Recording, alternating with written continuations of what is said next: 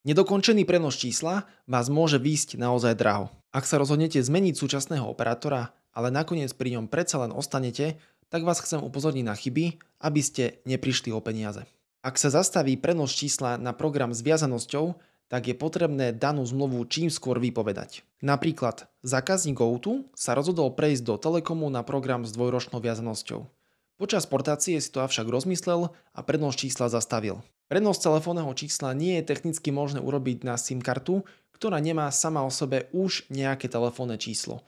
Preto, ak sa portácia zastaví, tak daná SIM funguje s tým spiacim, respektíve prenosom oživeným číslom. Je potrebné spravidla do 14 dní navštíviť príjmajúci podnik, v tomto našom pomyselnom príklade ten Telekom, a vypovedať danú zmluvu. Inak účtovanie pokračuje za nové číslo, ktoré nikto nechce. Na podobnom princípe funguje radosť, aj keď tá neviaže. Ak sa avšak prenos telefónneho čísla do radosti nedokončí, tak sa vaše nové číslo s daným programom same od seba jednoducho nezruší. Je potrebné ho cez aplikáciu operátora vypovedať, inak všetko pokračuje.